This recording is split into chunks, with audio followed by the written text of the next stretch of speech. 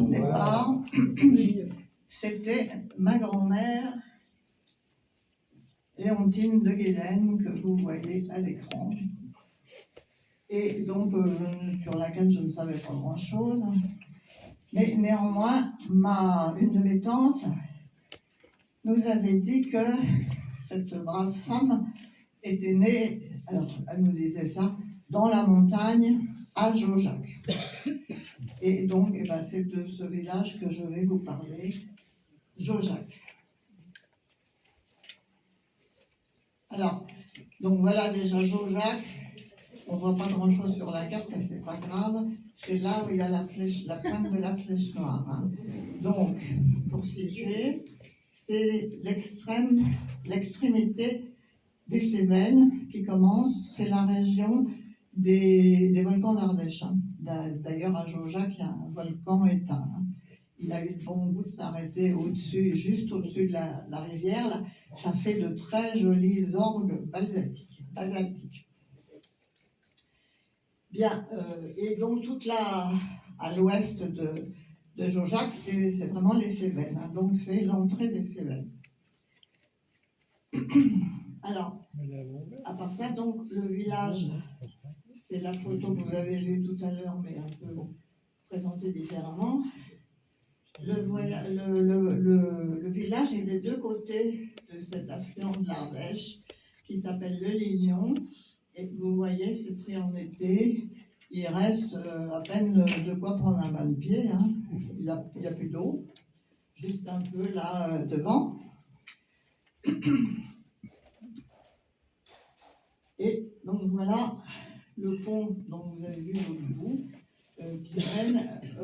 Bon, je vous présente un peu le village pour que vous sachiez à quoi ça ressemble. Hein. Donc vous voyez tout là-haut, là, l'ancien donjon dont je vous parlerai plus tard. Alors ça, c'est le centre du bourg. Alors donc c'est ce qui me fait dire que ma tante, qui disait que ma grand-mère était née dans la montagne à Jaujac, elle n'avait jamais dû y mettre les pieds. Parce que vous voyez là, bon, il y a de très jolies montagnes derrière, mais c'est tout plat. Alors néanmoins, c'est le centre du bourg. Et bon, voilà, d'autres villages du... Alors là, on voit la maison natale de ma grand-mère, enfin vous en fichez. Là, c'est une autre rue du village, voilà. Et alors, c'est pour vous dire, c'est que le gros point rouge, donc c'est le bourg, mais en fait, c'est une région d'habitat dispersé. Donc tous les petits points rouges que vous voyez sont des hameaux. Il y a une trentaine de hameaux au total, hein. J'ai pas réussi à en mettre 30, donc j'en ai mis à peu près la moitié. Alors c'est des hameaux, il y en a qui sont tout petits, hein. Celui qui est le plus en haut, là, le Cerf. On avait des ancêtres là, il y avait une famille. Et bon, le plus gros hameau, c'est celui qui s'appelle les Roudilles. Je ne sais pas si vous le voyez. Là, il y avait 27 familles et c'était le plus gros hameau du pays. Alors ça, voilà. Donc ils sont bien à flanc de montagne, ceux-là. Donc ça, c'est un bon hameau qui... Alors ça, celle-là, on ne voit pas grand-chose parce que je suis une très mauvaise photographe. Mais c'est néanmoins pour vous donner une idée, parce que vous voyez tout au fond, là vous voyez de très jolies plantes vertes au début, hein, c'est un châtaignier ça. Vous voyez des petites maisons tout au fond, bah, c'est le bourg. Donc c'est pour vous montrer qu'en fait c'est très loin. Hein. Alors je me suis toujours posé une question, je me suis toujours demandé comment ils faisaient pour aller à la messe. Parce qu'en fait c'est obligatoire, hein, normalement il fallait à la messe tous les dimanches. Et quand il fallait qu'ils dévalent pour aller à la messe avec une église au centre du bourg, quand il fallait dévaler tout ça, bah, c'était fatigant. Hein. Bien. Alors, j'en ai fini avec la présentation du village. Vous avez vu un peu à quoi ça ressemble. Bien, donc je vais passer... Alors, je vous ai... Sur la présentation, j'expliquais que je vous emmène sur les traces de mes ancêtres. Vous m'excuserez hein, de personnaliser. Alors, ce que j'ai voulu faire, c'est que quand on parle de l'histoire, on a toujours l'impression qu'on parle de petits soldats de plomb, hein, que ce n'est pas des vrais gens. Et donc, moi, ce que j'essaie, c'est d'incarner. Donc, en fait, voilà, c'est ça s'est passé, ce que je vais vous raconter. Ça s'est passé au XVIe siècle. Et il y avait des vrais gens qui y vivaient, et donc, notamment, mon grand-père, le meunier Jean Courtine. Alors, ça, on voit son moulin, hein. C'est le carré rouge, là. Le grand bleu, là, c'est pas la mer, c'est le Lignon. Et vous voyez que en fait, les moulins, il y avait plusieurs moulins dans le pays, sont reliés à la rivière par des espèces de canaux que je vous ai mis en bleu. Voilà, et alors, les canaux, on les voit encore aujourd'hui. Un moulin est complètement détruit, on ne le voit plus du tout, mais on voit encore les canaux qui relient à la rivière. Alors donc, Jean Courtine, c'était un des meuniers du village, et le moulin s'appelait le moulin du pont pour la bonne raison qu'il était tout à côté du pont que vous avez vu tout à l'heure. Et le meunier, dans tous les villages, c'est pareil, c'est quelqu'un d'important. Et alors, il est important d'abord parce qu'il a une activité indispensable, puisqu'il moule la farine pour le pain. Et là, il moulait, je ne sais pas comment on dit, enfin, les noix. Il faisait de l'huile de noix, autrement dit. Donc, ils utilisaient l'huile de noix. Et alors, il est important pour une autre raison, c'est que les meuniers ont la réputation d'être tous riches. Alors, pourquoi ils sont tous riches ? Eh bien, c'est parce que le meunier prélevait une part des grains qu'on lui apportait à moudre. Alors, plus le meunier... Alors, c'était au moins un 24e de la charge. Ça pouvait aller beaucoup plus, ça pouvait aller jusqu'au 16e. Et donc, il se retrouvait avec plein de grains qu'il devait aller vendre à la foire ou au marché. Et c'était sans doute, un des seuls du village, parmi les paysans ou les artisans, qui avait vraiment du numéraire en liquide. Bon, alors, outre ça, vous voyez, il a une très jolie écriture qui est typique du XVIe siècle. Donc, c'était en fait un homme, il devait avoir plein de comptes à faire, donc il savait parfaitement écrire. Et il savait même tellement bien écrire qu'on le voit souvent sur les actes des notaires qu'il utilisait comme témoin, puisque chaque acte notarié doit être signé du notaire plus les témoins. Alors bon, pour en venir aux protestants, parce que c'est pas pour vous raconter de la vie de Jean Courtine qu'on est là. Donc, Jean Courtine était protestant, et ça, alors, je vais déjà répondre à une question dont vous allez sûrement avoir très très envie de me poser, c'est que comment on fait pour reconnaître les protestants, après tout, comment on sait que cet homme-là est protestant. Alors en fait, c'est assez simple, parce que dans les actes des notaires, alors c'est très stéréotypé, hein, les actes notariés, c'est toujours la même chose, c'est le même texte. Hein. Mais alors là, pour les protestants, ils sont obligés de changer le texte.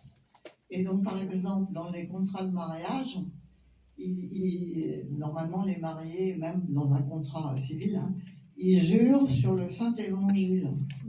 Et les protestants ne voulaient absolument pas jurer sur le Saint-Évangile, donc ils juraient la main levée à Dieu. Et sur les testaments, alors c'est pareil, il y a dans tous les testaments, il y a tout un tas de préambules. Et bon, c'est pareil, les protestants ne voulaient pas que ça soit la même formule, donc ils précisaient qu'ils voulaient être ensevelis à la manière de ceux de la religion réformée. Souvent le notaire lui mettait prétendu réformé, ce qui ne devait pas leur faire plaisir, mais comme ils ne savaient pas lire, c'était pas grave. Alors donc, comme Jean Courtine, de nombreux artisans de Jaujac avaient adopté la nouvelle religion. Alors ça, c'est pareil, hein, parce que sur les actes, ce sont les formules dont je viens de parler. Donc, on trouve mon ancêtre Pierre Durand, qui était charpentier, qui fabriquait des tonneaux, sa fille Jeanne. C'était une famille de cadissiers. Alors, le cadice, c'est une étoffe de laine qui était très utilisés dans le temps. Hein. Donc, il y a la famille Verdier, ils étaient aussi calissiers, les Baulmes qui étaient tisserands, qui était le beau-frère du meunier d'ailleurs. Le meunier, sa femme s'appelait Bonneau, tous les Bonneaux étaient protestants. Bien, voilà. Et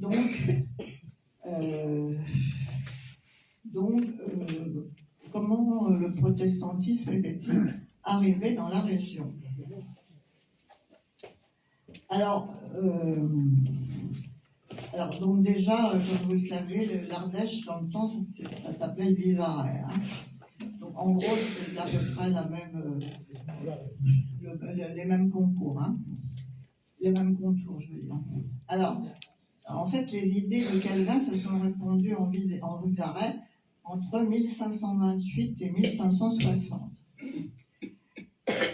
Et dans les années 1530, on arrive la nouvelle religion arrive à Annonay. Hein, donc, Annonay, c'est dans le nord de l'Ardèche. Et ça descend. Et en 1560, la région d'Aubenas compte déjà de nombreux protestants. Alors, je ne sais pas si vous voyez où est Aubenas sur la carte. Il y a un point rouge. Bon. Et vous voyez Jaujac que j'ai rajouté en rouge. Donc, Jaujac, c'est près d'Aubenas, hein, c'est la ville la plus proche. Et c'est près aussi de l'Argentière qui est un peu en dessous. Hein. Et donc, dans ces deux villes-là, ça devient des centres où il y a pas mal de protestants. Alors, c'est en 1562 qu'un édit royal autorise la célébration du culte dans les maisons privées à l'extérieur des villes et qui donne donc une existence légale aux protestants. Et bon, donc ce qu'on constate, c'est qu'en fait le village est très divisé. Hein. Alors, tant les notables que les artisans. Alors, concernant les notables, en fait, Jaujac est très gâté parce que déjà, il a deux co-seigneurs. Hein. Donc, alors, il y a un seigneur qui est majoritaire, c'est le duc de Ventadour. Donc, vous voyez le château du duc de Ventadour. C'est un espèce de gros machin énorme. Et quand on y était, il était en réflexion parce qu'il y a un tailleur de pierre de la région parisienne qui l'a acheté et qui s'est mis dans l'idée de le rénover. Donc on a eu, comme c'était en hiver, on a eu droit à une visite tout seul. Et comme il n'y a pas de plan qui existe du château, donc il fait ce qu'il veut. Et donc il a mis des petits clochetons, là, vous voyez, je ne suis pas sûre que c'était très médiéval. Enfin, je ne sais pas. Bon, voilà, donc le principal seigneur de Jaujac, c'est le duc de Ventadour, c'est un catholique. Alors, ensuite, on a les castres vieilles. Alors, eux, Ventadour est un modéré, eux, ils sont plus parti catholique, hein, c'est le chef du parti catholique. Donc là, leur château, il est en très bon état, il a été racheté par le conseil municipal, donc il est en plein milieu du village. Hein. Et alors, côté protestant, voilà ce qui reste, pour une raison que vous allez comprendre tout à l'heure. Alors, en fait, on appelle ça, enfin dans le temps, hein, on appelle ça le château de Jaujac, parce que le vrai château de Jaujac, c'était celui-là. Donc, tout à l'heure, vous avez vu, il est tout en haut, hein, il domine complètement le village. Et il y a installé là un gars qui est qui est capitaine, qui s'appelle Jean Dumas. Alors, ils sont liés, c'est pas des pauvres, hein, ils sont fils de notaire, liés à la petite noblesse du pays. Et ce Jean Dumas, il a un frère qui s'appelle Pierre, et qui est le bailli. Donc, le bailli, c'est celui qui faisait la justice. Hein. Et il est le bailli pour le compte du duc de Ventadour, donc il a une possession tout à fait respectable. Et sa fille va elle-même épouser un gars qui à chaque fois dont on parle de lui, on dit qu'il est docteur en droit, et juge et avocat de Jaujac, hein, qui s'appelle Guillaume Fournier, donc propre protestant aussi bien entendu, et il a une particularité, c'est le roturier le plus riche du village. Hein. Alors, les troubles commencent en 1562 à l'Argentière et au Blas, que vous avez vu tout à l'heure. Hein. Alors, donc, on pille les couvents, on pille les églises. En 1564, la peste se met de la partie, donc ça va pas bien. Hein. Et en 1569, c'est très très agité, c'est même tellement agité qu'on ne peut plus lever les impôts pour le roi. Alors, on les lève quand même, mais c'est les protestants qui les lèvent à leur profit. En fait, c'est comme ça que ça se passe dans tous les villages. Hein. Selon qui sont conquis par les protestants ou les catholiques, quand c'est les protestants, ils gardent le fric pour eux. Hein. Bon. Enfin, ils s'en servent pour administrer, je suppose. Alors, c'est le cas de Jaujac, donc en 1569, et les villages sont mangés à la même sauce. Hein. Alors, 1572, c'est sûrement une date qui vous rappelle quelque chose. Saint-Barthélemy. Donc, à partir de ce moment-là, chaque camp devient vraiment un corps tranché, chacun s'organise. Hein. Alors, à Jaujac, il y a quelques troubles. Hein. L'église est un peu maltraitée quand même. Hein. Mais bon, comme c'est en général, c'est pas trop des acharnés fanatiques, hein, donc ils arrivent en 1577, ils arrivent à signer une trêve entre protestants et catholiques. Alors je vous lis la partie qui concerne les protestants. Donc, alors c'est les catholiques qui parlent, hein. Nous, sous-signés, tenons le parti du roi, promettons, sous le bon plaisir de sa majesté et de messieurs les gouverneurs, au susdit de la religion, les laisser vivre en toute sûreté et sans être aucunement recherchés en personne et biens, et les laisser librement faire leurs affaires et jouir de leurs biens en toute sûreté. Alors, les protestants font la même chose de leur côté, et bon, menant ballant, ça va tenir un certain temps, jusqu'en 1585, où il y en a qui se mettent à se castagner, il y a une échauffourée qui fait une dizaine de morts, et donc ça va plus si bien. Alors 1586, ça doit être l'année la pire, parce que aux troubles s'ajoute la peste et la famine. Donc je vous lis une description de la situation qui avait été faite par une délégation devant Olivier de Serres. Alors on dit que la plus grande pays du terroir demeure inculte et la moitié des habitants dissolus sont morts, les impéris de faim pour l'âpre saison de l'année passée et les autres par maladies qui sont en cours. Bon, donc ça ne devait pas être très drôle. Alors, 1598, comme vous le savez, l'île de Nantes ramène la paix pour 20 ans. Et outre la liberté de culte, les huguenots, entre guillemets, se voient accorder un certain nombre de places fortes. Et en Vivarais, c'est le cas de Privas. Alors, Privas, c'est un peu au nord, hein. Mais malheureusement, c'est à Privas que va reprendre l'agitation en 1620. Alors là, je vous raconte pourquoi. Donc Privas, c'est une place forte, donc c'est très important pour les protestants.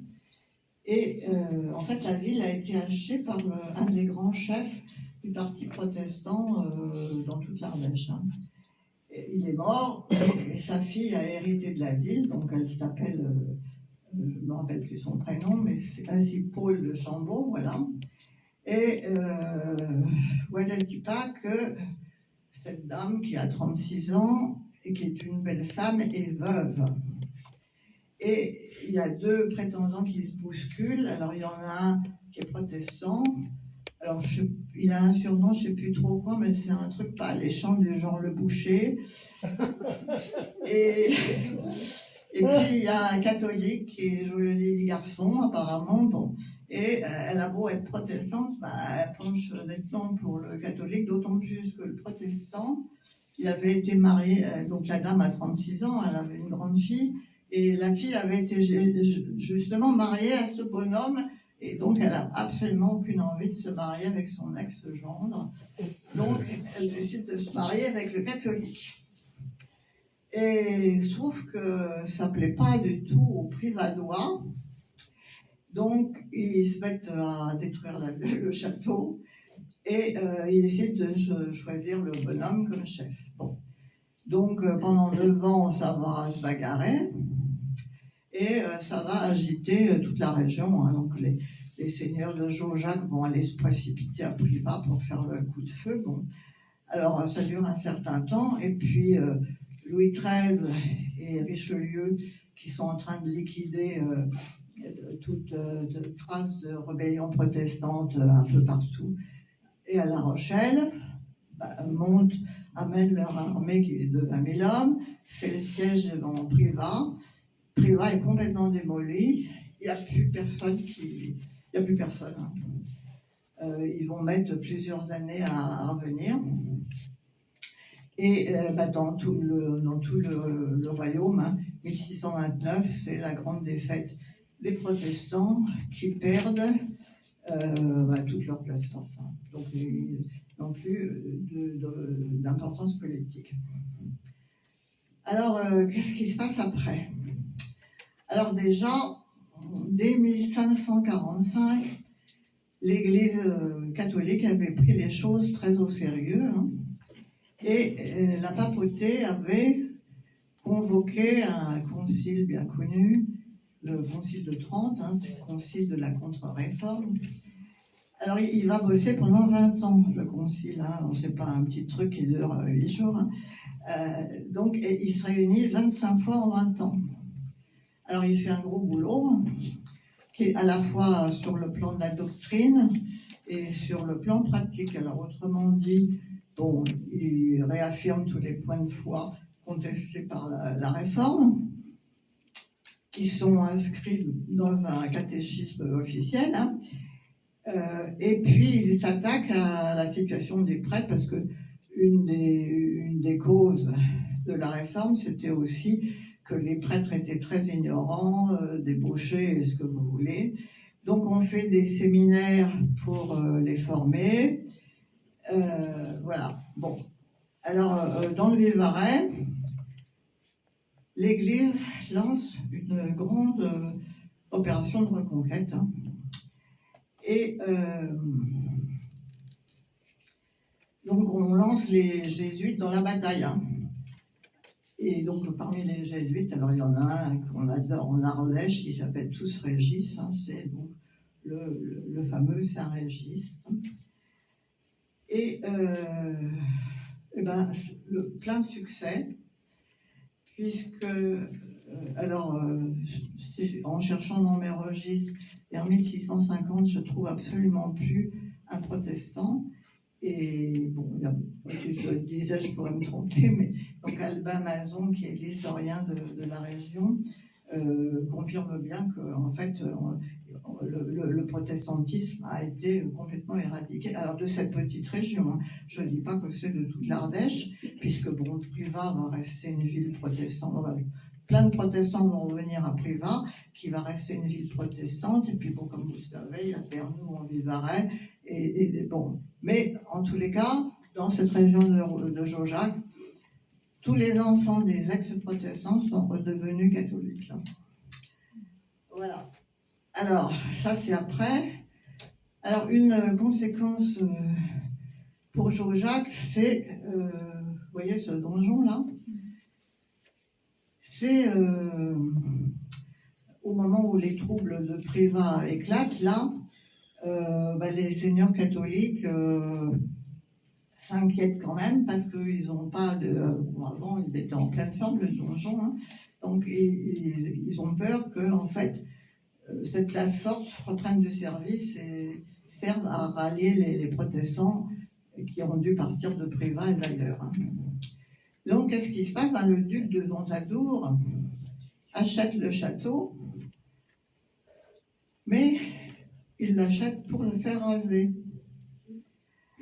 Et alors, ce qui est intéressant, c'est que qui c'est qui va payer les frais de démolition? C'est les villageois. Alors, on a par exemple un acte du 26 juillet 1621, je vous le résume, donc les 3 consuls du pays s'engagent au nom de tous les habitants à payer au seigneur de Castrevieille, donc le seigneur catholique, 822 livres et quelques, la moitié immédiatement et le reste un an plus tard. Et cette somme sera employée en vertu d'un accord passé avec le duc de Ventadour au rasement et démolition du donjon. Voilà, alors 822 livres, pour vous donner une idée, une vache, ça coûte 20 livres. Et un mouton, 3 livres. Alors, c'est quand même assez cher pour les finances du pays. Bon. Et alors, ce qui est bien, c'est que... Moi, j'ai mis ça. Voilà, c'est que, vous voyez, Jaujac est au centre et les villages d'à côté, là, Fabras, La Souche, tout ça, ils sont en fait placés sous le mandement de Jaujac. Et du coup, ils vont payer aussi. Alors, ils payent un peu moins, mais chacun, ils ont 200 à 300 livres à payer pour payer le rasement du donjon. Voilà. Alors, à part ça, si on réfléchit une minute, vous vous dites que c'était une guerre civile, hein, il y en a même eu 8 qui sont succédés. Donc, ça n'a pu que laisser des traces dans la population. Hein. Imaginez-vous, la moitié du village catholique, l'autre protestant. Alors, donc, il y a eu un peu de tombeaux. Hein. On sait que l'hôpital des pauvres, qui est à côté de l'église, a été démoli. Et l'église a été endommagée. Donc, dès 1620, les charpentiers réparent la grande porte qui ne ferme plus. Apparemment, on a volé la cloche. Donc, en février 1621, alors il n'y avait pas des fondeurs de cloches partout. Hein. Donc, on fait appel à Antoine Dupuis, qui est fondeur dans un village voisin, et on lui a commandé une cloche qui coûte quand même 1300 livres. Alors au prix de la vache, hein, ça fait cher. Alors en 1620, on a un peu rafistolé l'église, mais c'est pas du tout suffisant. Donc en 1648, voilà la description de l'église. Depuis l'année 1573, et même en Issel année, l'église paroissiale du Jaujac aurait été entièrement détruite et démolie par les religionnaires prétendus réformés. Que les pluies surviennent, le saint service divin n'y peut être fait, ni les habitants pouvoir demeurer. Pour y pleuvoir autant en le clocher, tant rompu et gâté et percé à cause du ravage des vents, pour n'être porté que par de méchants piliers de bois, et s'en va tomber en les pierres et tuiles du dit couvert gâté et ruiné, et l'on ne peut même pas monter au dit clocher pour sonner les cloches, cause des 10 degrés rompus. Bon, donc ils lancent un emprunt pour faire des travaux.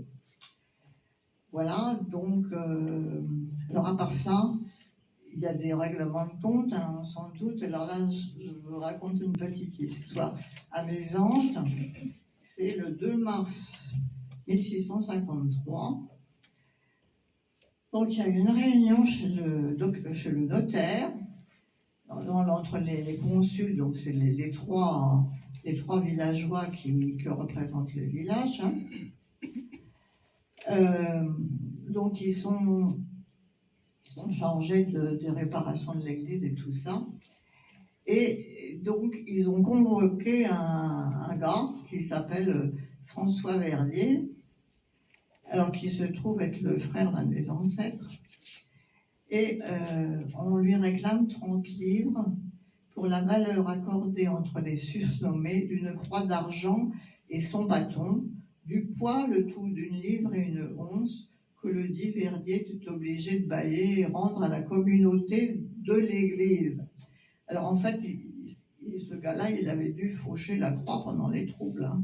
Donc là, en 1650, il est prié de la rendre. Bon, ils ont quand même attendu un bout de temps.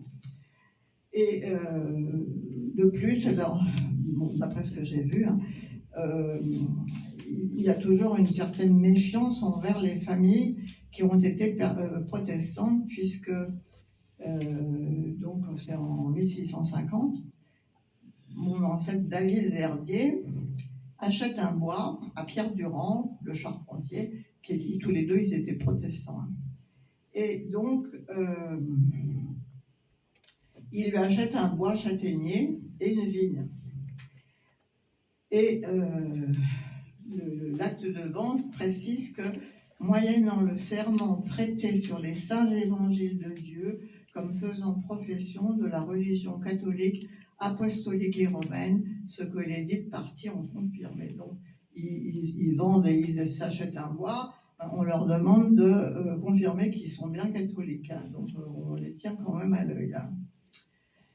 Bon, voilà, donc pour cet épisode, je vais maintenant vous parler du XVIIe siècle, bien que j'ai déjà largement commencé. Alors, donc, je vais vous parler de la population de Jourdac en 1630. Alors, il se trouve qu'à cette date-là, on connaît très bien l'état du village, car les trois consuls, donc, qui sont à la tête du village, font établir un compte-poids qui va être fait entre 1629 et 1631. Alors, pourquoi ils font ça? C'est que l'autre, il a été brûlé pendant les événements. Hein. Et un compte-poids, alors je ne sais pas si vous savez ce que c'est un espèce de cadastre.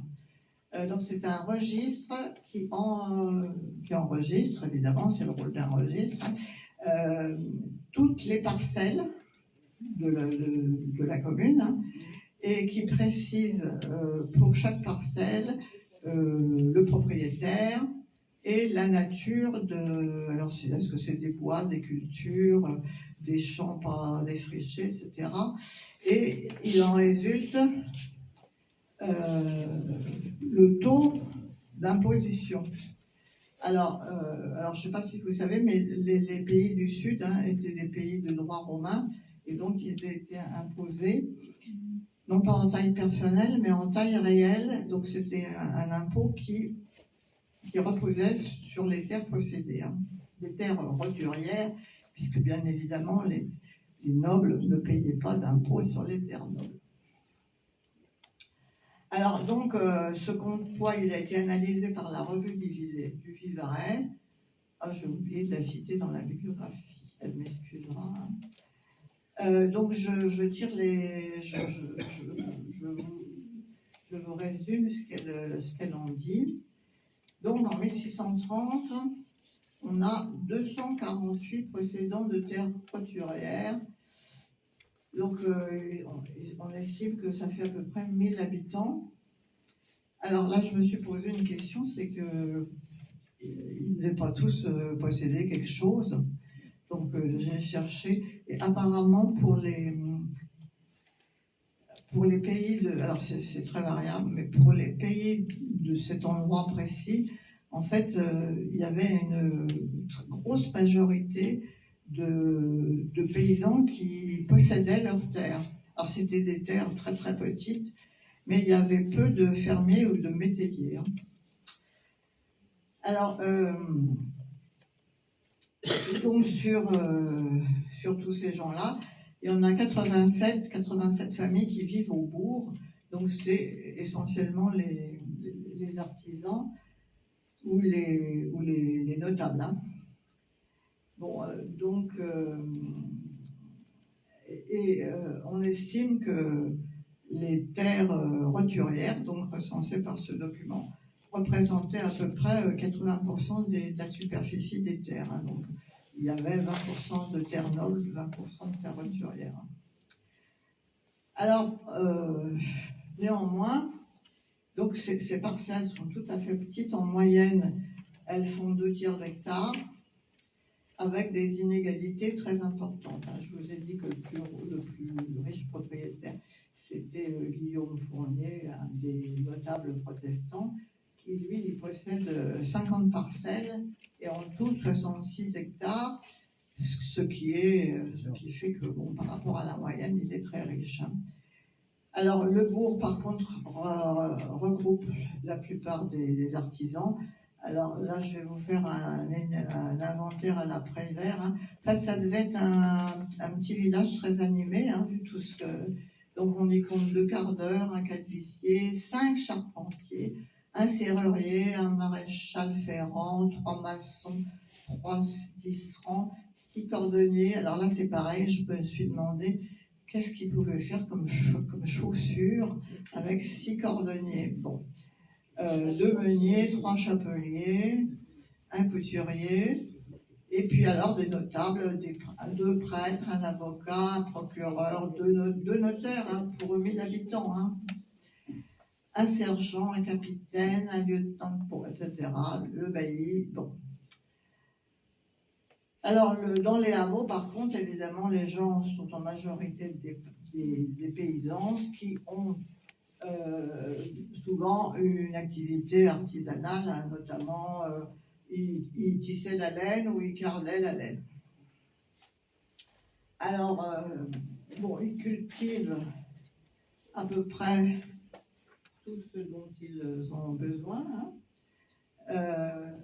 Alors, là, on ne voit pas très bien, c'est toujours mon talent de photographe. Vous voyez au fond, là, c'est les terrasses, là. C'est un pays très vallonné. Donc, ils cultivent sur les terrasses qui s'appellent des feiss. Et alors là, attention à la prononciation, s'il vous plaît, parce que il y a Ségolène Royal qui s'est pointée un jour dans le village où habitait mon frère. Et elle leur a dit qu'ils avaient des belles fesses. Et donc, depuis, tout le village en rigole encore. Bien. Alors, ils cultivent en terrasse. Donc ils cultivent du blé et du seigle. Il y a des prés, il y a des vaches, des moutons, des chèvres, des cochons. Ils cultivent le chanvre, pas pour le fumer, mais pour le tisser. Et on trouve beaucoup de noyers pour l'huile, et ce qui les nourrit, puisque le châtaignier pousse jusqu'à 800 mètres d'altitude, c'est le châtaignier. Et ne pas oublier que chaque mât a une ou plusieurs vignes. Alors, bon, tout ça, ça ne nous dit pas comment ils vivent réellement.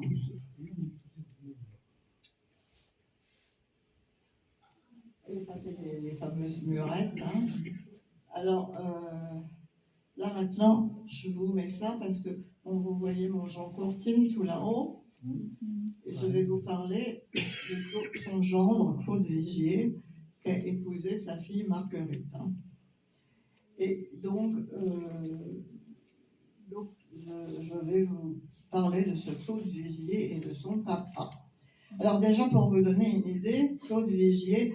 Alors, bon, Jean Courtine, il était riche, il lui a donné sa fille en mariage. Je me suis toujours demandé pourquoi, parce que pourquoi un riche meunier irait donner sa fille en mariage à un mec complètement fauché. Il était beau. Alors, soit elle s'était entichée du gars, soit elle était très laide. Alors, c'était la cadette, alors peut-être qu'on faisait tout ce qu'elle voulait. Bon, enfin, j'en sais rien. Donc, elle a été bien dotée, mais sachant que le contrat de mariage précise que toute la dot, c'est 400 livres et des poussières quand même, plus même. Oui, presque 600 livres. Donc 600 livres, ça fait beaucoup de vaches. Et bien, toute la dot, elle est pour payer les dates du malheureux Claude Vigier. Alors Claude Vigier, il est fauché, mais c'est un notable quand même. Donc c'est bon. Et alors, pour vous donner une idée, je vais vous lire l'inventaire des biens de Claude Vigier, qui a été fait à sa mort en 1661, pour vous donner une idée de ce que possède un notable. Donc c'est le notaire qui parle. Hein.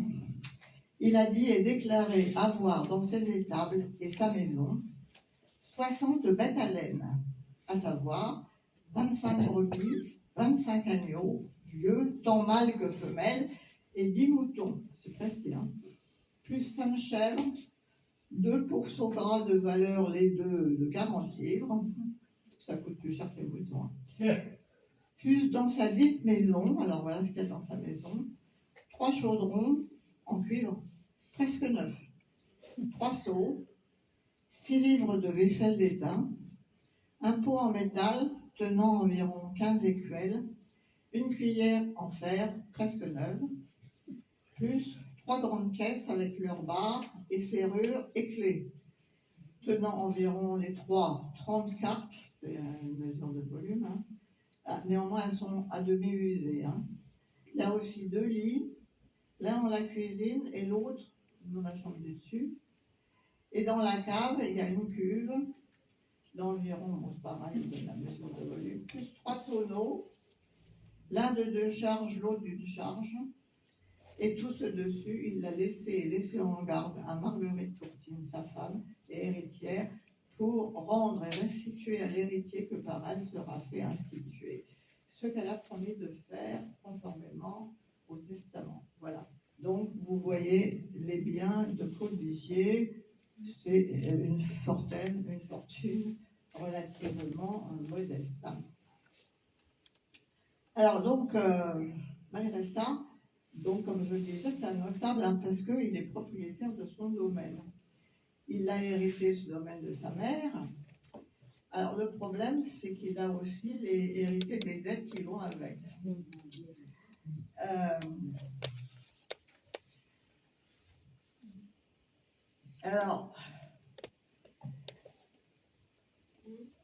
Donc, je vous ai dit qu'il était fauché, mais alors son père l'est encore plus que lui, à tel point que, alors je suis poussée, il est mis en faillite, hein, carrément.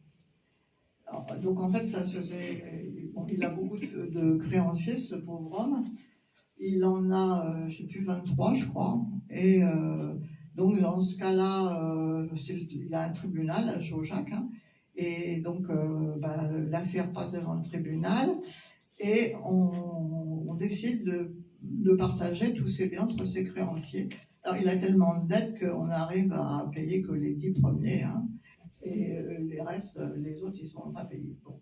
Alors, le problème, c'est que les dettes se transmettent, hein, donc elles vont continuer à courir. Alors, Claude, néanmoins, il arrive à sauver son domaine, hein, parce qu'il a eu la bonne idée de se faire émanciper, parce que vous savez que les hommes, les femmes, mais bon, même les hommes restaient sous la tutelle de leur père et ne pouvaient rien faire sans l'aval de leur père. Et donc, s'il n'avait pas été émancipé, c'est bien à lui tomber dans le pot commun et pouf, le domaine était partagé. Bon. Donc là, du coup, il arrive à sauver son domaine, mais le pauvre, il est toujours en si mauvaise posture qu'en 1649, il est obligé de louer son domaine à son beau-frère, Antoine de Guilaine, et il ne conserve pour lui et sa famille que le haut de la maison, la cuisine et un quart de jardin. Alors j'en profite, que je vous ai dit, mais vous avez sûrement oublié quand vous avez vu la photo de ma grand-mère, là, tout au début. Donc cette femme s'appelait Léontine de Guilaine. Et donc le beau-frère en question, c'est Antoine de Guilaine. Donc c'est la première fois que les deux Guilaine arrivent à Jaujac. Donc c'est quand même une grande date. Hein. Et donc ils sont deux. Hein. Mon ancêtre c'est Guillaume, c'est le frère aîné. Et Antoine, donc, il va habiter chez ce pauvre Claude Vigier. Et Guillaume va aussi se marier à Jaujac, mais lui, il a la bonne idée d'épouser une femme riche. Alors, la généalogie des Dégolènes m'a donné du fil à retordre, parce que à chaque fois, ils vont épouser une femme riche, mais ailleurs. Donc, c'est jamais dans le même village, donc j'étais obligée de faire tous les villages de la région pour arriver à reconstituer la généalogie. Bien, alors maintenant, ce que je voulais, alors c'est ça qui m'a passionnée quand j'ai lu tous mes registres de notaire, c'est ce qu'on voit dans ces registres, c'est l'endettement des paysans. Alors, les historiens ont bien insisté sur le fait que le XVIIe siècle a vu un endettement croissant du monde paysan, hein, et souvent de ce fait de contraindre de céder leurs terres, avec à la clé une diminution de la part de la propriété paysanne. Et donc c'est ça qui illustre les ennuis de Jean Vigier. Alors déjà, je voudrais qu'on réfléchisse une minute, parce que en fait, cette société est une société sans liquide. Ils n'ont pas d'argent, hein. Donc quand ils achètent quelque chose, ils achètent à crédit. Et l'une des occupations des notaires, c'est d'enregistrer les dettes et les créances. Alors sachant que, comme on n'a pas de pièces d'argent disponibles, en fait, on paye ces dettes avec des créances. Alors je vous explique comment ça se passe. Par exemple, c'est une de mes ancêtres, Catherine Baulme. Elle doit 46 livres à son gendre Antoine. Elle n'a pas une pièce pour le payer. Mais, par contre, elle a prêté, il y a 30 ans avant, elle avait prêté 71 livres à un gars qui s'appelait Pierre Dumas, c'est un autre Pierre Dumas. Et donc, en fait, elle dit, elle va devant le notaire, et elle dit à son gendre Antoine, à qui elle doit 46 livres, et ben, qu'il va se débrouiller avec Pierre Dumas, qui lui doit 71 livres, et puis bon, ils se débrouillent tous les deux, et elle n'en entend plus parler. Hein. Donc le notaire enregistre ça scrupuleusement. Alors, donc c'est une des raisons pour lesquelles les gens ont des dettes. Hein. Alors, une autre raison, c'est les règles de succession. Donc, je vous ai dit que c'était un pays de droit romain. Et le droit romain est très particulier en matière de succession, puisqu'il permet à un enfant d'hériter tout seul. Alors, donc, en général, c'est l'aîné. Hein. C'est même, quelquefois, l'aîné, même si c'est une fille. Hein. Donc, le problème de Jean Vigier, c'est que c'est pas un fils aîné, hein, puisque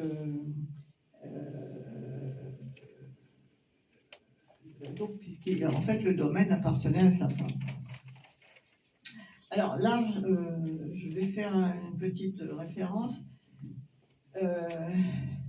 Donc, par exemple, quand Jean Vigier se marie, il épouse une dame qui s'appelle Jeanne Jolsen, qui possède un domaine. Et à ce moment-là, on dit « il est entré pour gendre dans la maison de sa femme ». Alors, c'est la formule consacrée. Hein. Et la maison, c'est pas la baraque avec une porte et deux fenêtres. Hein. Alors, je me réfère à Emmanuel Leroy-Ladurie, qui, dans son livre qui s'appelle Montaillou, Village Occident, il a rappelé que, en fait, la base du monde paysan occident, c'est ce qu'il appelle la domus, je ne sais pas comment dire, qu'il appelle aussi la maison famille. Alors en Ardèche, on dit la maison. Hein. Et en fait, le propriétaire du domaine porte souvent le nom du domaine. Hein. Par exemple, Jean Vigier, là, en fait, dans les actes, on dit toujours Jean Vigier dit tonnier, parce que, en fait, bon, des fois, il peut y avoir plusieurs Jean Vigier, ça les permet aussi de se différencier. Donc, je vous lis ce qu'Emmanuel Ladurie dit sur la domus. Donc, la domus, c'est plus que la somme des individus périssables qui composent la maisonnée. C'est une personne morale, indivisible en bien, détentrice d'un certain nombre de droits, qui s'exprime par la propriété d'une terre, par des usages sur les forêts et sur les pâturages communs de la montagne. Une entité qui continue la personnalité de son maître défunt. Alors, c'est vrai qu'on est loin de Montaillot. Montaillot, ça se passe en 1300 et c'est en Ariège. Donc, mais en fait, c'est quand même le domaine occitan. Et en fait, la même culture perdure. Donc, il nous dit encore dirigeant périssable d'une entité si possible immortelle. Donc, la domus, c'est vraiment personne morale qui continue à travers les siècles. Et donc, les chefs de famille successifs d'une maison donnée sont investis pour chacun d'eux du droit de désigner leur successeur en désavantageant les autres descendants ou ayant droit. Donc, c'est normal.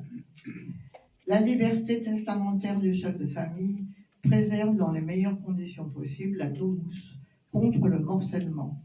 Les enfants surnuméraires non destinés à succéder au chef de famille sont simplement porteurs, à leur départ de la maison familiale, d'une dot ou ce qu'on appelle une légitime. Voilà, donc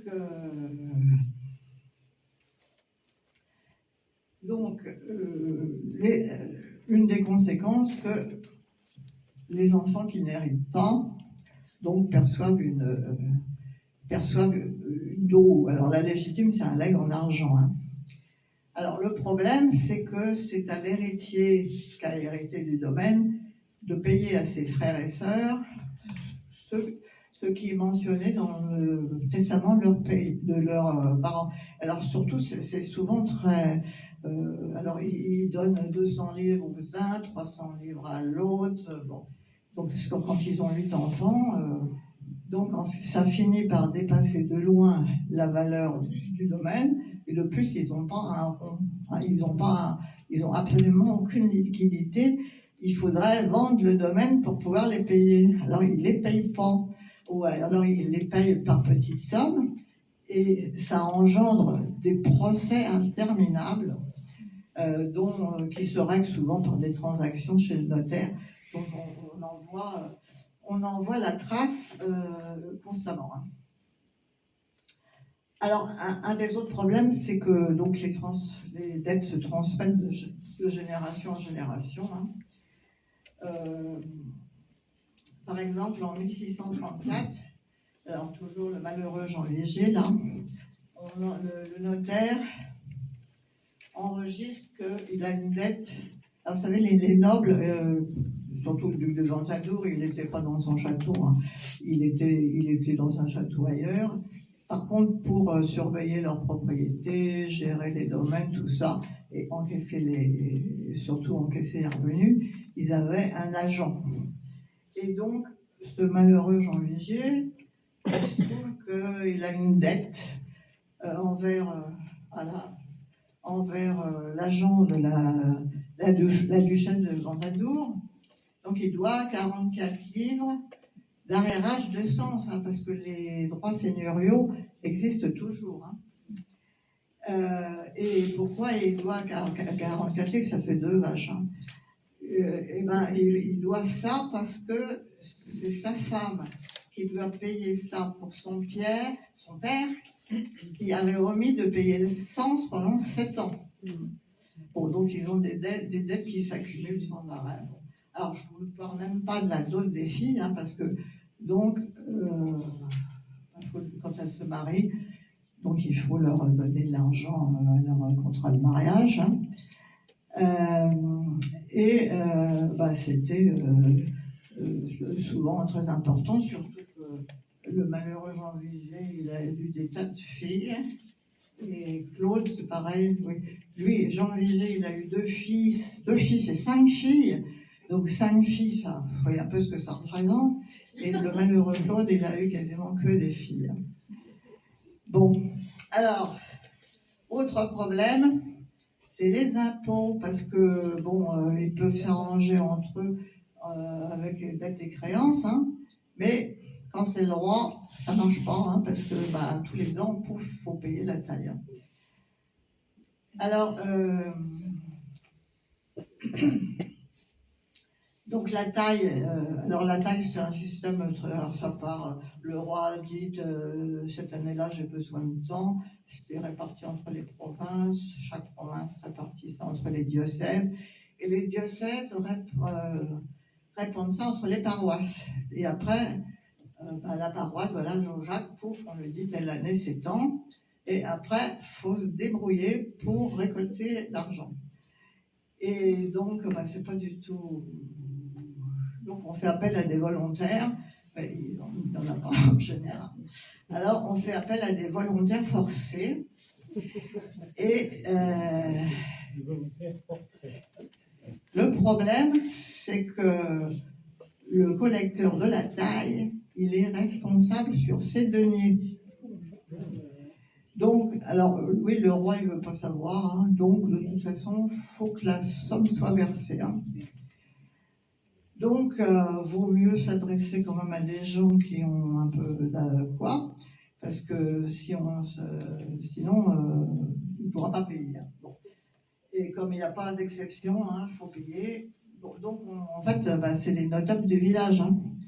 Alors, en fait, ils payent à tour de rôle, ils sont désignés comme. Alors, on appelle ça.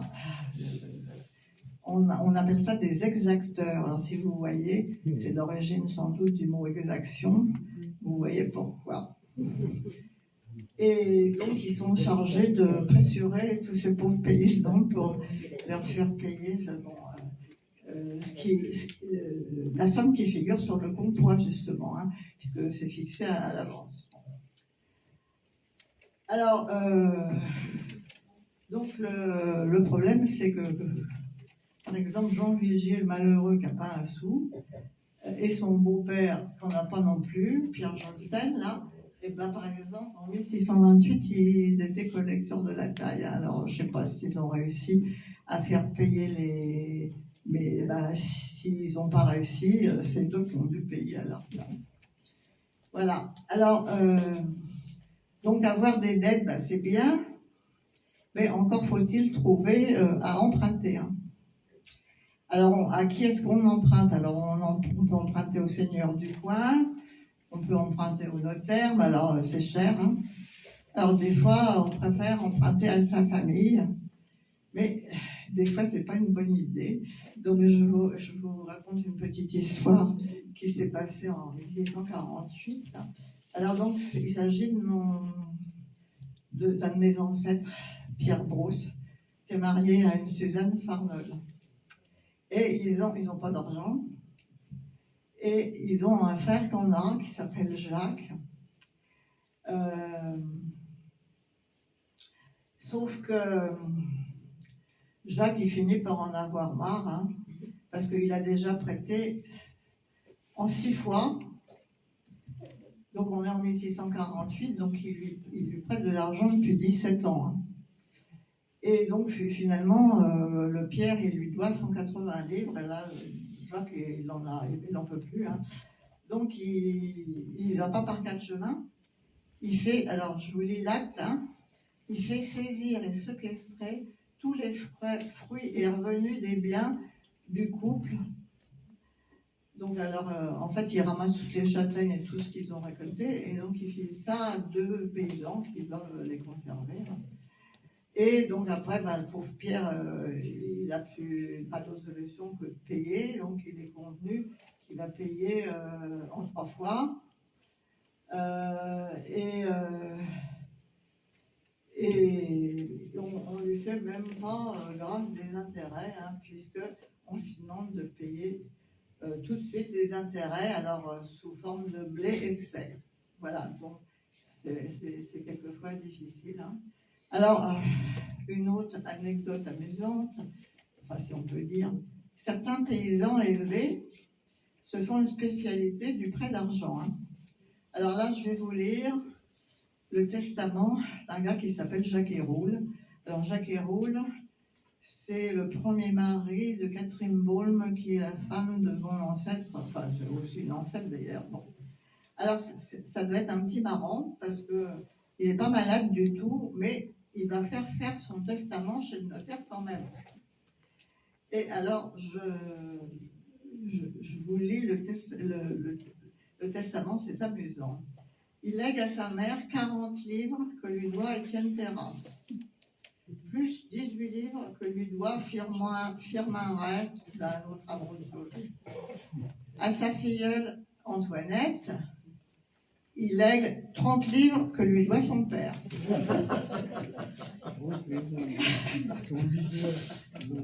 À son neveu, il lègue 30 livres à prendre sur Jean Légier. À son autre neveu Claude, il lègue 30 livres à prendre sur Jean Isaac, un autre hameau de Jaujac. À Guillaume Héroul, son plus jeune frère, il lègue 60 livres à prendre sur Jean Chavade, plus 60 livres à prendre sur Antoine Ribaille, plus 50 livres à prendre sur un gars de Prades. Les autres sont de Jaujac. À Valentin Héroul, son frère, il lègue 60 livres qu'il lui doit. Et pour terminer, il n'oublie pas, il nomme sa sœur aînée Louise son héritière universelle et il lui signale que surtout il ne faut pas oublier de récupérer les créances qu'il a auprès de Jean Roche, de Fougerolles du village, pour 6 livres, 7 livres à Pierre Jolsen, beau-père de Jean Légier encore, 3 livres à Grégoire Machin, bon enfin il y en a toute une liste, donc voilà, j'ai trouvé que c'était amusant. Hein. Ça dit bien qu'en fait quelques paysans s'étaient effectivement spécialisés dans le métier. Bon, alors tout ça, donc vous voyez que la paysannerie a bien des difficultés, et tout ça va aboutir dans le dernier tiers du XVIIe siècle, du fait des guerres incessantes et de la hausse des impôts, hein, comme on sait, à des révoltes fiscales dans plusieurs provinces, hein, et le Vivarais n'échappe pas. Et ça va être donc une révolte, grosse révolte, qui a lieu l'hiver 69-70. C'est la révolte du Roure, alors qui débute au printemps, parce que il y a des rumeurs d'impôts nouveaux qui courent. Hein. Donc, il y a une émeute qui éclate à Aubenas le 30 avril 1670. Et le chef des émeutiers est emprisonné et la population le libère. Du coup, l'agitation se répand dans tous les villages environnants. Hein. Et les paysans se choisissent un chef, alors un dénommé Antoine Durour. Alors c'est un petit noble, alors je ne sais pas ce que ce gars a été faire dans cette affaire, parce qu'il n'avait rien demandé, bon, finalement il accepte de se mettre à leur tête, et à Jaujac, comme dans les autres villages, hein, on sonne le tocsin, et plusieurs milliers d'hommes s'assemblent, venus de 50 paroisses.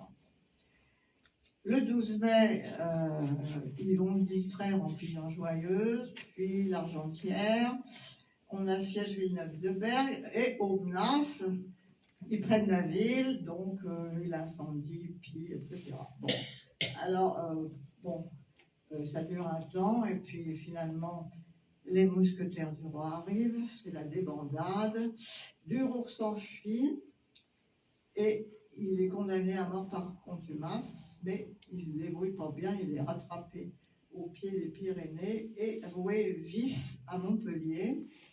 Et là, répression catastrophique.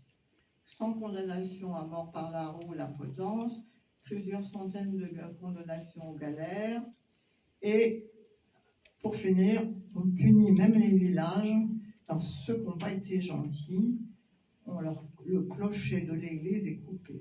Donc c'est le cas de Daillon, un village qui est voisin. Voilà, on coupe le clocher. Bien, alors là, si vous n'êtes pas trop fatigué, je vais passer au XVIIIe siècle. Alors, oui, c'est un plan qui manque totalement d'originalité. Hein. Bien, alors, le XVIIIe siècle, alors, on va voir arriver de grands changements. Alors, déjà, pour faire plaisir particulièrement à Philippe, je vais vous parler du climat, puisque à partir de la fin du XVIe siècle, début du XVIIe siècle, l'Europe de l'Ouest connaît un changement climatique qui va beaucoup s'aggraver à partir de la fin du XVIIe. Alors, ça c'est Philippe qui vous l'expliquerait. J'ai écrit ce qu'il m'a dit. Donc, en fait, on a trouvé pourquoi. En fait, c'est un gars qui s'appelle Maunder qui a trouvé au début du XIXe siècle que tout ça était dû au soleil. Parce qu'on s'est aperçu que pendant toute cette période, voilà, vous savez qu'il y a un cycle du soleil de 11 ans et quelques. Bon, il y a des taches solaires, ça donne des éruptions et tout ça. Et puis voilà qu'à cette période, plus de taches solaires. Et donc plus de taches solaires et intensité du rayonnement solaire plus faible. Et ben donc il fait froid, hein. Voilà. Et donc on appelle alors la période la plus froide, c'est celle qui va de 1645 à 1715. Non, oui, et la plus froide des plus froides, c'est à partir de 1672. Donc c'est ce qu'on a appelé le minimum de Maunder, puisque le gars s'appelle Maunder. Bon. Alors en ce qui concerne le Vivarais, le pays est régulièrement soumis à un certain nombre de catastrophes naturelles. Alors on a d'abord le froid. Alors le froid, c'est terrible parce que ça gèle les oliviers et les châtaigniers. Et qu'est-ce qu'ils mangent, hein? Ils mangent moins de céréales qu'ailleurs, mais ils mangent des châtaignes. Donc si les châtaigniers meurent, c'est catastrophique. Bon, alors, donc le froid, la sécheresse. Hein. Alors la sécheresse, parce qu'en fait, notamment le seigle, en fait, ils cultivent du blé ou du seigle, hein, beaucoup de seigle. Et le seigle est très sensible à la sécheresse, donc s'il ne pleut pas, le seigle ne pousse pas. Et dernièrement, les inondations, puisque Jean-Jacques, que vous ne voyez pas là, est soumis, encore maintenant, hein, aux pluies cévenoles. Hein.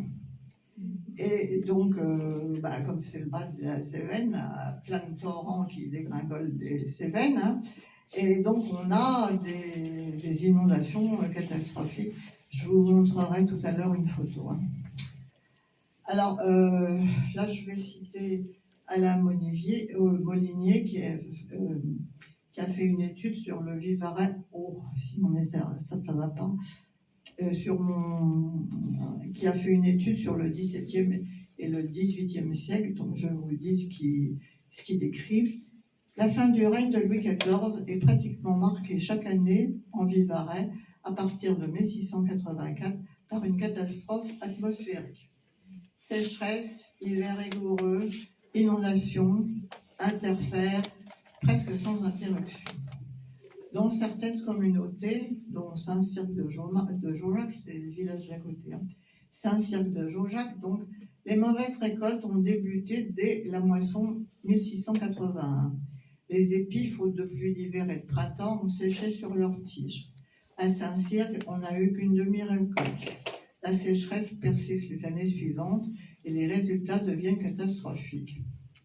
Et ils s'étendent d'ailleurs à l'ensemble du diocèse. Hein. En 1686, on a des inondations, les blés sont noyés et les récoltes sont très mauvaises. Ensuite vient, alors, c'est un des plus froids qu'on ait connus, alors vous en avez peut-être entendu parler, c'est l'hiver 1692-93. Donc, les récoltes diminuent de la moitié ou du tiers. Bon, alors heureusement, là, les châtaigniers n'ont pas gelé, donc À Jaujac, on mange du rave et des châtaignes. La mauvaise récolte 92, 93 et 94 sont toujours pas terribles.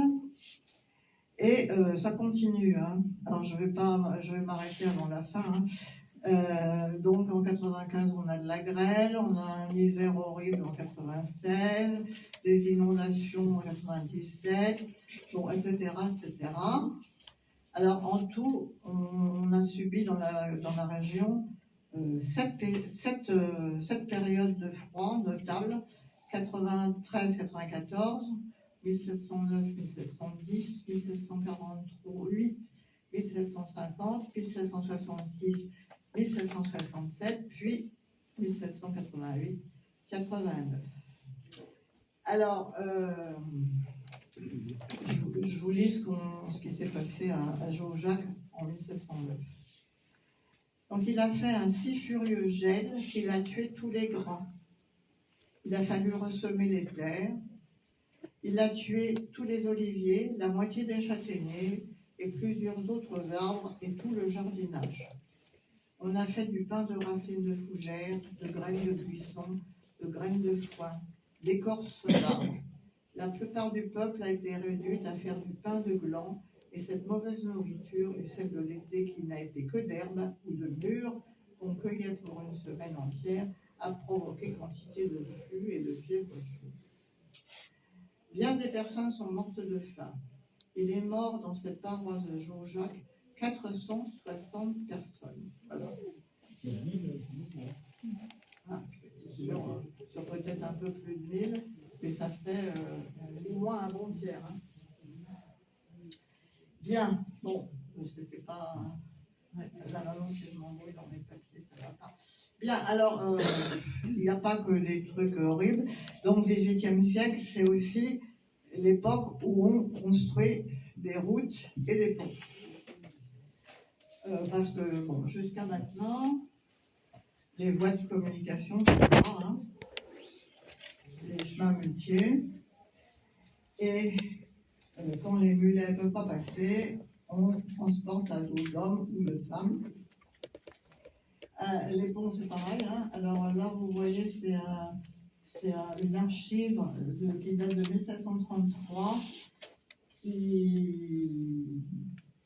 c'est le pont de la Baume, là, c'est un pont sur l'Ardèche, donc c'est un passage très important. Donc le jaune, c'est tout ce qui n'est pas encore fait. Hein.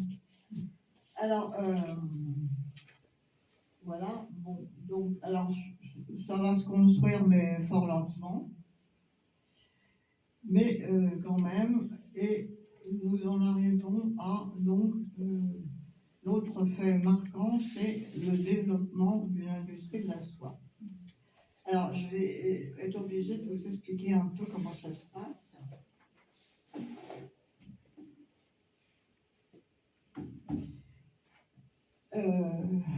Ça se fait en 4 étapes. Hein. Alors, d'abord, faut élever le ver à soie. Alors d'abord, je précise qu'en Ardèche, on n'élève pas les vers à soie, on les éduque.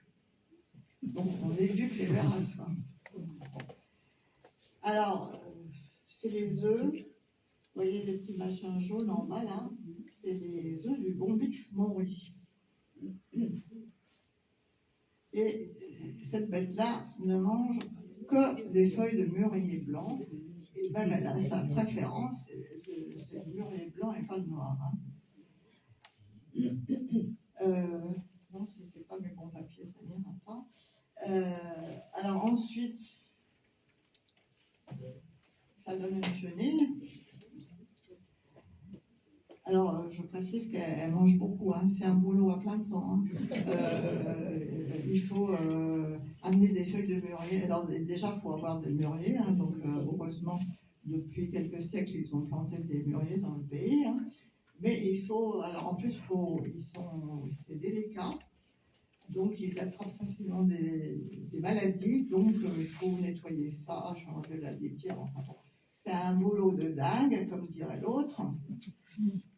Et ça se fait dans des magnaneries. Donc, vous voyez, il y a des étages. et on met les feuilles sur chaque étage. Alors, la deuxième étape, c'est le filage. Donc, cette pauvre bête se transforme en chrysalide qui s'entoure d'un cocon. Et le cocon, alors, il est constitué d'un fil qui est absolument gigantesque. Ça fait entre 1 km et 1,5 km. Et alors, comme je vous aime bien, je vous ai apporté quelque chose.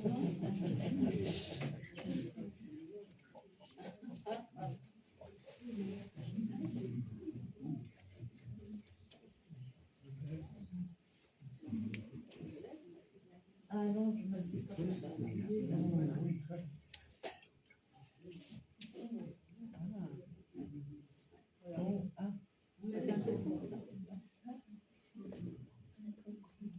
Bien, voilà, donc 1 km de fil là-dessus. Hein. On ne peut pas le faire passer Oh, de près. Ah, me l'abîmez pas. Non, non, non, vous le laissez dans la boîte tout simplement. Il y a un truc dedans. Alors, je pense que c'est. Je vous assure que c'est un vrai cocon. Alors maintenant, il est plus retourné parce que je veux l'avoir depuis 25 ans. D'accord.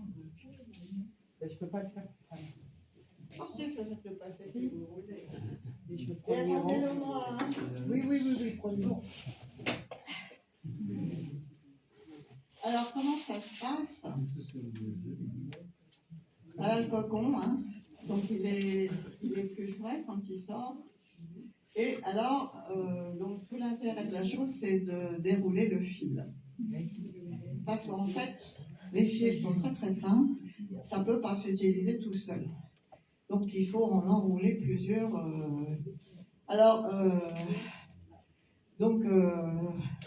Ce travail était fait par les femmes, bien entendu. Et ça consistait, alors ça c'est après le progrès technique, hein, ce qu'il y a là. En fait, on avait une grosse bassine d'eau bouillante et on jetait les cocons dedans et ça tuait la chrysalide avant qu'elle sorte. Hein. Et donc une fois qu'elle était dans l'eau bouillante, à ce moment-là, les fils se détachent et on peut les tirer. Alors, le problème, c'est que d'abord, c'est de l'eau bouillante, et que deuxièmement, il paraît que ça sent une odeur absolument horrible. Hein. Donc, ces pauvres bonnes femmes, donc trempaient dans l'eau bouillante, prenaient le cocon et tiraient. Et puis alors, en plus, alors c'est formidable, il y a des photos sur Internet, elles en tiennent plusieurs dans la main, et elles se débrouillent pour tirer les fils à un. Alors après, on a inventé cette machine-là. Donc vous voyez, ça chauffe en dessous là. Donc il y a une bassine avec de l'eau qui bout. Et puis il y a les cocos. On attrape les fils et on les met autour de ce truc qu'on fait tourner avec une espèce de manivelle. Hein. Bien, alors, voilà. Donc, après ça, là, on obtient une soie qui s'appelle de la soie grège, hein, le fil de soie. Alors, il reste encore, on ne peut toujours pas le tisser à ce stade-là. Donc, il reste une opération à faire, c'est le moulinage. Donc, alors, on prend plusieurs fils et alors, c'est très technique. En fait, ça dépend de quel genre de tissu on veut faire. Bon.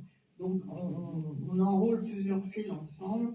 Et donc là, c'est une opération qui va s'industrialiser très vite, sachant que le but final, c'est donc d'avoir de la soie qu'on peut envoyer à Lyon, puisque Lyon, c'est le grand centre. Hein. Et ben voilà, le cycle est terminé. Bien. Donc, les vallées sévenoles commencent à se couvrir de moulinage. Alors, on commence par on commence pas par les vallées sévenoles, hein, parce que on commence par près de Lyon, puis ça se diffuse de plus en plus. Bon. À Jaujac, le premier moulinage, il va être construit par Dubois-Morin, qui sera plus tard député, là, sur un moulin qui était à côté de celui que je vous ai montré tout à l'heure. Bien, 1786, donc, premier moulinage à Jaujac, mais ces beaux efforts vont être interrompus par la Révolution de 1789. Alors, comme un peu partout, les temps sont un peu mouvementés, et merci. Surtout, donc à Jaujac, dès les années 1783, bon, la misère est très très grande. Hein. Vous avez vu tout ce que je vous ai dit sur les paysans, les désastres climatiques. Donc le résultat, c'est que des villages entiers se retrouvent sur les routes, hein, sont mendiants. Hein. Donc dans le sud de l'Ardèche, là, on a un mouvement qui s'appelle les masques armés. Alors, il y avait une thèse qui a été faite sur la question. Alors, c'est une bande de bandits grand chemin. Hein. Alors, on les appelle masques armés parce qu'ils sont complètement peints en noir, avec de la suie. Hein. Donc, ils se barbouillent. Et ils ont à leur tête un brigand qui est célèbre dans la région, qui s'appelle De Goulachan. Et qu'est-ce qu'ils font? Ils s'en prennent de préférence à ma lecture préférée, c'est-à-dire les registres de notaires. Et vous devinez pourquoi? C'est parce que les registres de notaires, ils enregistrent les dettes. Si vous n'avez plus de traces de dettes, vous n'avez plus de dettes. Hein. Bon, alors eux, ils trouvent qu'ils font une action de bien public. Hein. Ils s'appellent bandits d'honneur ou vengeurs publics. Et il s'appelle la Légion honnête du Vivarais. Bon, alors, évidemment, ça a fini très mal pour eux. Hein. Sauf que le chef arrive à s'échapper, lui, il reprendra du service plus tard. Bon, alors ça, c'est amusant, mais donc à partir du printemps 92, là, ça commence à devenir sérieux. Hein. Là, on a des troupes de centaines d'habitants, alors qui sont toujours mus par la pauvreté, hein, alors qui s'en prennent aux demeures seigneurielles. Et alors une rumeur curieuse a paru. On a annoncé qu'il y avait un édit du gouvernement qui disait qu'il fallait couper les tours des châteaux. Donc, tout le monde se jette sur le château de Castrovieille, celui que vous avez vu au centre, là. Il est dévasté le 25 mars. Alors, il faut dire qu'à cette époque-là, le château de Castrovieille, il appartient au comte d'Entraigues. Vous en avez peut-être entendu parler, c'est un drôle de rigolo. Et il a pris ses jambes à son cou dès le début, donc il a émigré. Donc évidemment, la population n'est pas très très favorable. Donc on pille son château. On pille, alors heureusement, il pille la maison du notaire Monteil, celui-là, je ne l'ai pas étudié. Hein. Et donc, alors, le château de Laulagné, c'est un autre des châteaux de Jaujac. Et vous voyez, on la voit bien, la tour qui est coupée là. Bon, voilà, donc on coupe sa tour, il jette tous les meubles par la fenêtre. Et c'est pareil dans tous les voyages du coin. Alors, il y a même, c'est à tel point que, par exemple, à Vals et à Thuillette, les châtelains, ils préfèrent démolir eux-mêmes leur tour parce qu'ils pensent qu'il y aura moins de dégâts que s'ils laissent les gars s'y prendre eux-mêmes. Bien, donc en 1794, à Jaujac, il y a un comité de surveillance qui est mis en place. Alors, il y a même son secrétaire, c'est un de Guilaine, mais je ne crois pas que ce soit un parent. Hein. Et on leur demande de dénoncer tous ceux qui ne sont pas assez révolutionnaires. Et par bonheur, ils n'en trouvent pas. Tous les Jaujacois sont parfaitement révolutionnaires. Alors, le curé, lui, il n'a jamais voulu jurer, vous savez, hein. Tous les curés devaient jurer sur la Constitution. Bon, le curé n'a pas voulu, mais en fait, pendant toute la durée des événements, il va être caché les habitants les uns ou les autres, et donc il va très bien passer toute la période. Sauf que dès la Révolution terminée, en fait, il y a dans cette partie de l'Ardèche, il y a une espèce de contre-révolution royaliste. Hein. Donc il y a des bandes royalistes qui écument le pays. Alors, plusieurs centaines d'hommes, hein, c'est pas... Alors, ils s'installent à La Souche, c'est le village voisin. Et le 4 mai 1800, jour de foire, c'est le 4 mai, la Sainte-Monique, il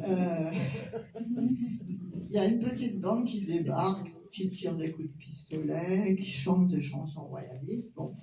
La troupe intervient, quelques arrestations, et pouf, on n'y va pas de main morte. Le 5 mai, on en fusille 8, et après ça ira beaucoup mieux. Hein.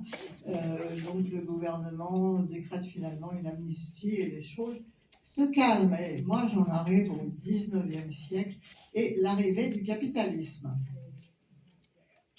Alors la Révolution a un peu ralenti le développement des affaires, hein. C'est fatal. Donc, mais dans toute l'Ardèche d'ailleurs, hein, les affaires reprennent et vous voyez que la courbe de population monte en flèche. Hein. Alors, et pourquoi? Grâce au développement de l'industrie de la soie, hein, des moulinages. Ce qui fait qu'alors le pic de prospérité, c'est les années 1860. Hein. Et alors pour une petite ville comme Jaujac, le recensement de 1872 fait état de 11 usines qui s'étagent rien qu'à Jaujac, hein, le long de la rivière.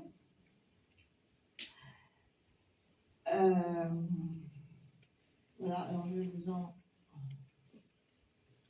Alors, en voilà un qui a été restauré, hein, de luxe, un séminaire, machin. Donc, c'est pas votre maison. Non, on n'a pas... Je crois qu'il n'existait pas, c'est récent. Hein. On l'a jamais vu restauré comme ça.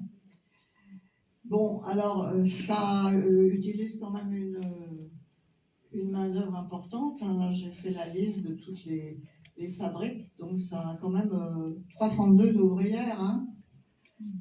Alors, en fait, c'est des ouvrières qui... Alors, il y en a beaucoup qui sont de Jaujac, mais il y en a qui viennent des villages d'à côté, et j'en ai même vu une qui venait des Bouches-du-Rhône et une de je ne sais pas où. Donc, ça fournit une main-d'œuvre très importante. Alors, en fait... Voilà, alors ça c'est l'intérieur, hein. Donc c'est les machines à mouliner le fil. Hein. Alors évidemment, donc je vous ai dit que j'en ai compté 11 des usines. Elles ne sont pas possédées par n'importe qui. Hein. Sur les 11, il y en a 8 qui sont possédées par 3 familles, Durand, Roche et Tarandon, qui sont toutes liées par des liens familiaux, hein. C'est des bons capitalistes. Alors, je vais vous parler brièvement de celle-là. Vous voyez, il a une bonne tête, le monsieur. Alors, donc, en fait, ça c'est l'héritier de la famille Roche. Et la famille Roche, en fait, c'est une famille de Jaujac très ancienne, parce qu'on la voit sur le comptoir. 1630, il y a déjà l'ancêtre. Donc, ils étaient même pas très riches, hein, c'était des paysans moyens. Et jusqu'au moment où Pierre Roche a la bonne idée d'ouvrir une auberge. Et alors, apparemment, ça marche bien pour lui, hein. De telle sorte que, en fait, il marie son fils avec une nana qui s'appelle Marie d'Obréjon, fille de notaire, et dont la mère, c'est une vieille famille qui existe déjà au XVe siècle à la Souche. Bon, donc avec tout ça, il achète des cocons, de la soie grège, et puis de fil en aiguille, il s'installe une usine, et puis une autre usine, bon, voilà. Et donc à la fin, ce monsieur, il va devenir maire de Jaujac, donc consécration. Donc il est maire de Jaujac entre 1833 et 1852.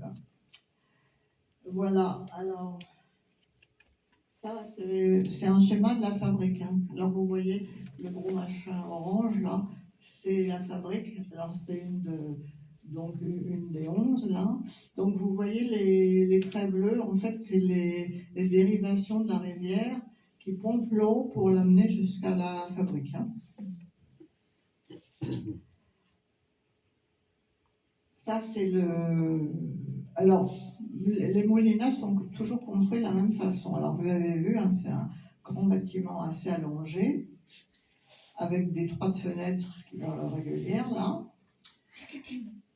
Le moulinier, le chef, et puis les petits cadres se trouvent au rez-de-chaussée et en fait les ouvrières, hein, toutes les ouvrières que j'ai recensées là, elles habitent sur place.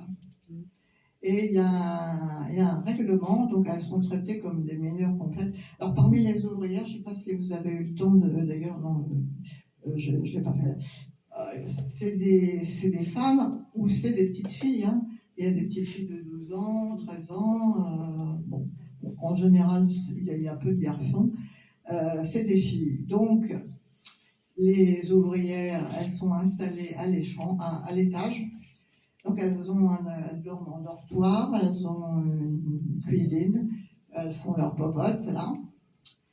Et le travail, il s'effectue tout en bas. Donc, c'est une salle souvent voûtée, dont il faut garantir une température fixe et assez élevée. Hein. 25 degrés de température, 85% d'humidité.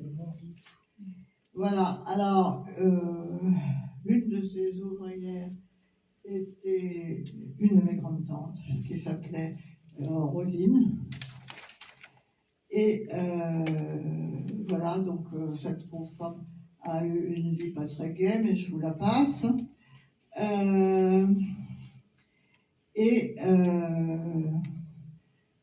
Donc, voilà, ça, en fait, la marque rouge, c'est alors, bon, comme les moulinages étaient évidemment pas loin de la rivière, quand il y avait trop fortes inondations, ça ne le faisait pas trop. Hein. Donc, c'est celle de 1890, vous voyez la hauteur de la crue. Voilà, et donc la sœur de cette Rosine, c'était mon arrière-grand-père, qui était à l'origine tailleur d'habits, mais ça ne lui avait pas plu apparemment, puisqu'il était parti se faire gendarme. Et bon, alors les gendarmes ne savent pas ne rien faire dans la vie, donc une fois qu'il a été mis à la retraite, ils sont à la retraite de bonheur, il s'est fait embaucher comme garde champêtre. Tout à fait de l'autre côté, hein, au bord du Rhône, à Cornas, vous connaissez peut-être le vin, hein. Et donc il était garde champêtre à Cornas.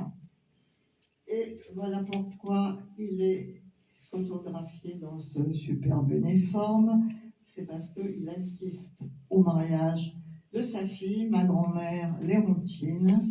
Voilà, le mariage. Et les mariés, ils sont peu de temps après venus s'installer à Paris et c'est comme ça que nous sommes devenus parisiens. Voilà. C'est fini.